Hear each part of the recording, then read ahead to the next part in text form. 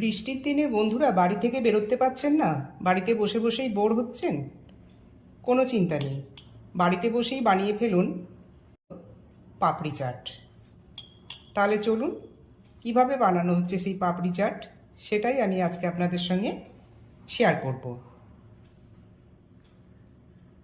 নমস্কার, welcome to ঠাকুরস channel.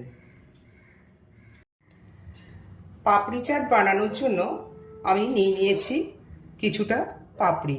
তবে এই পাপড়ি কিন্তু আমি বাড়িতে বানাইনি, কিনে এনেছি। আপনারা চাইলে এই পাপড়ি বাড়িতে বানিয়েও নিতে পারেন। আর যেসব লাগছে সেগুলো হলো সিদ্ধ আলু,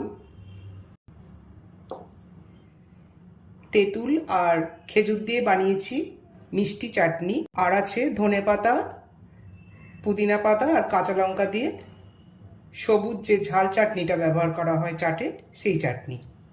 এই চাটনির রেসিপি আজকে আপনাদের সঙ্গে শেয়ার করলাম না, তবে আপনারা যদি চান তাহলে আমি একদিন শেয়ার করব, সেটা কমেন্ট বক্সে জানাবেন। সিদ্ধ ছোলা, সাজাবার জন্য ব্যবহার করব ঝুরি ভাজা, আর নিয়েছি 100 গ্রাম টক দই। এই টক দইটা বিট নুন আর চিনি দিয়ে রেডি করে নেব। বিট নুন দিচ্ছি হাফ চা চামচ, চিনি দেব 2 চা চামচ,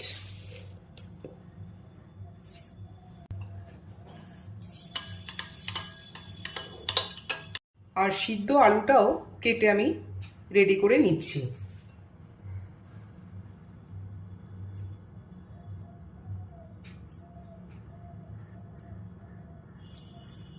এইভাবে ছোট ছোট পিস করে কেটে নিতে হবে।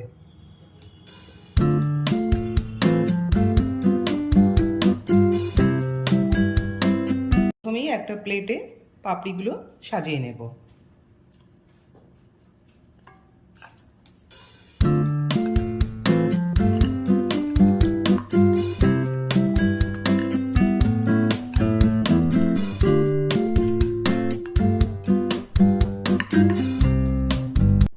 পাপড়িগুলো সব সাজানো হয়ে গেছে, এবার পরের ধাপে আমি চলে যাচ্ছি।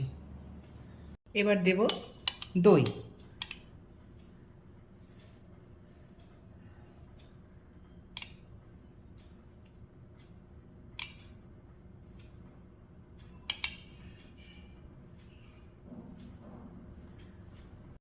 দইয়ের পরে দিচ্ছি সিদ্ধ আলু, যে আলুগুলো ছোট ছোট করে কেটে নিয়েছিলাম।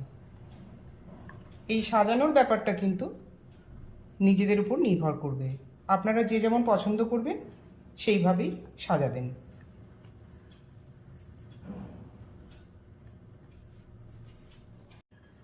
এরপরে দিয়ে দেব সিদ্ধ ছোলা।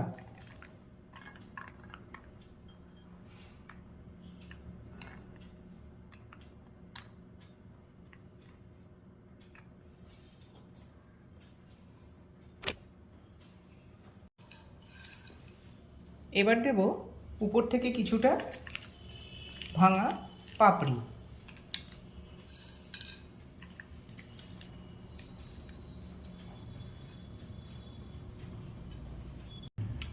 তেঁতুল আর খেজুর দিয়ে যে মিষ্টি চাটনিটা বানিয়েছিলাম, সেই চাটনিটা এবার উপর থেকে দেব।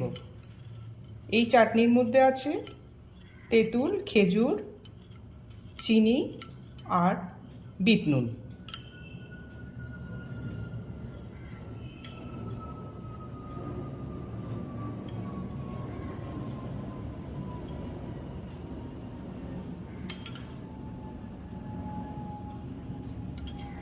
এবার দেব গ্রিন চাটনি, এটা কিন্তু ঝাল।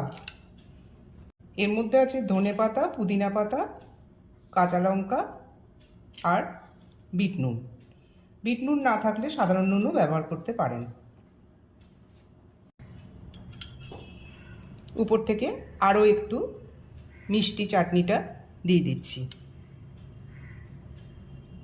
যত লেয়ার বাই লেয়ার সাজাবেন তত খেতে এটা ভালো হবে।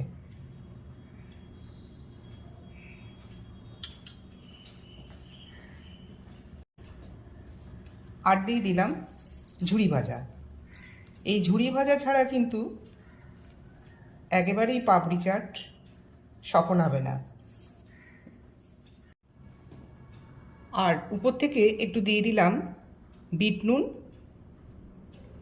আর দেব ভাজা মশলা। এই ভাজা মশলার মধ্যে আছে সাদা জিরে, গোটা লাল লঙ্কা আমি আগে কড়াইয়ে ভেজে নিয়েছি, তারপর এটা গুঁড়ো করে নিয়েছি।